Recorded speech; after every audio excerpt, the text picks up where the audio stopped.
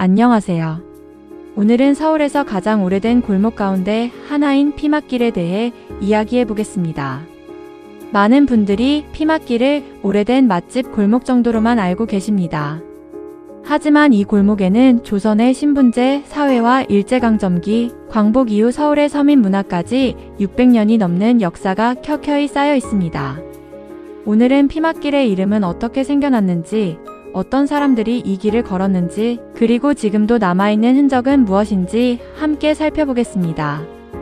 먼저 피맛길이라는 이름부터 알아보겠습니다.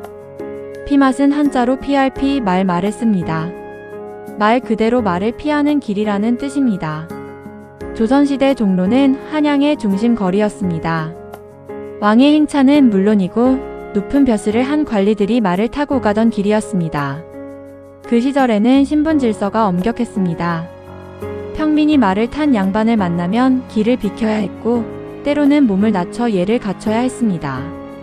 장사를 하던 상인도, 아이를 업은 어머니도, 짐을 나르던 사람도 예외가 아니었습니다.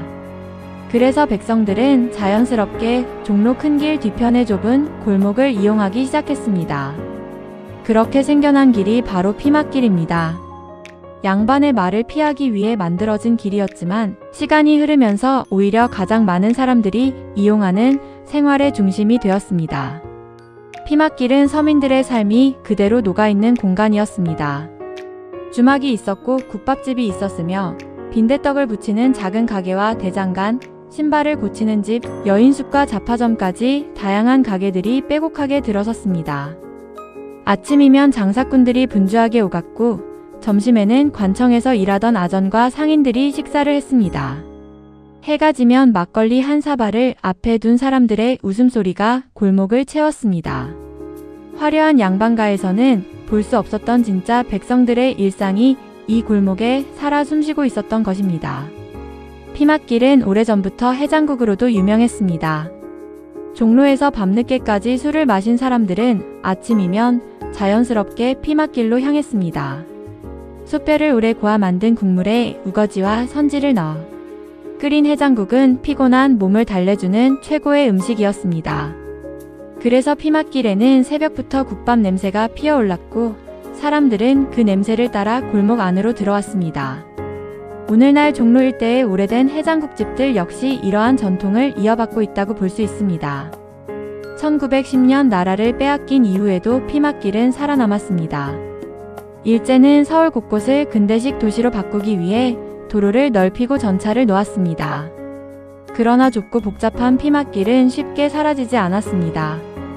오히려 복잡한 골목 구조 덕분에 일본 경찰의 눈을 피해 사람들이 모이는 장소가 되기도 했습니다. 역사 기록에는 독립운동가들이 피맛길 일대에서 은밀하게 만나거나 연락을 주고받았다는 사례가 일부 남아 있습니다. 또한 상인과 학생, 지식인들이 자연스럽게 모여 세상 돌아가는 이야기를 나누는 공간이 되기도 했습니다. 광복 이후 피맛길은 더욱 활기를 띠었습니다. 한국전쟁을 지나며 수많은 사람들이 서울로 몰려왔고 피맛길에는 작은 술집과 여관, 음식점들이 빠르게 늘어났습니다. 퇴근한 직장인들이 막걸리를 마셨고 기자들은 취재 이야기를 나누었습니다. 화가와 시인, 소설가들도 이 골목을 즐겨 찾았습니다. 비싼 요릿집이 아닌 허름한 선술집에서 예술과 문학을 이야기하는 풍경은 당시 피맛길의 상징 가운데 하나였습니다. 서울 사람들에게 피맛골에서 보자 라는 말은 자연스러운 약속이었습니다. 피맛길을 이야기하면 많은 분들이 유곽 이야기를 떠올립니다. 실제로 피맛길 주변에는 오래전부터 술집과 여인숙이 많았습니다. 광복 이후에는 일부 지역에서 성매매가 이루어졌다는 증언도 전해집니다. 그러나 역사적으로 피맛길 전체가 공식적인 유곽이었던 것은 아닙니다. 조선시대의 기반과 일제강점기의 허가 유곽은 다른 지역에 주로 형성되어 있었습니다. 피맛길은 어디까지나 서민들의 생활 공간이었고 다양한 사람들이 모여들면서 자연스럽게 유흥문화의 일부가 함께 존재했던 곳이라고 이해하는 것이 역사적으로 더 정확합니다. 피맛길에는 재미있는 이야기도 많습니다.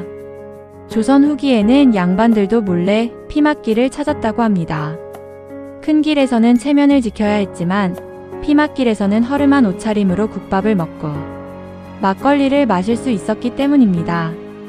신분의 벽이 높던 시대에도 맛있는 음식 앞에서는 누구나 같은 손님이 되었던 것입니다.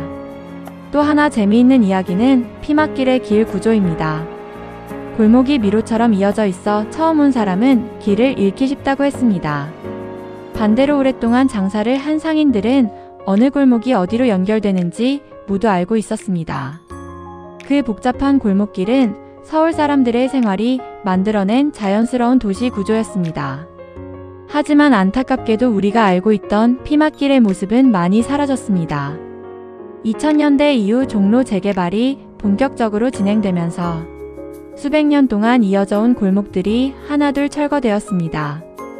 역사학자와 시민단체는 보존을 주장했지만 시대의 흐름을 막지는 못했습니다. 현재는 일부 구간만 옛 모습을 간직하고 있으며 곳곳에 남아있는 오래된 노포들이 그 시절의 기억을 이어가고 있습니다. 좁은 골목과 오래된 간판, 세월이 묻어나는 식당들은 여전히 피막길의 시간을 말없이 증언하고 있습니다. 서울에는 웅장한 궁궐도 있고 높은 빌딩도 있습니다. 하지만 서울이라는 도시를 가장 사람답게 기억하게 만드는 곳은 어쩌면 이런 골목일지도 모릅니다. 피막길은 권력을 피해 걸었던 백성들의 길이었습니다. 서민들의 웃음과 눈물이 함께했던 삶의 현장이었습니다. 독립을 꿈꾸던 사람들의 발걸음이 스쳐간 길이었고 전쟁과 산업화를 견디며 서울 시민들의 일상을 품어준 골목이기도 했습니다. 다음에 종로를 찾게 된다면 큰 길만 걷지 말고 잠시 골목 안으로 들어가 보십시오. 낡은 벽돌과 오래된 간판, 작은 식당 하나하나가 여러분에게 서울의 600년 역사를 조용히 들려줄 것입니다. 시청해주셔서 감사합니다.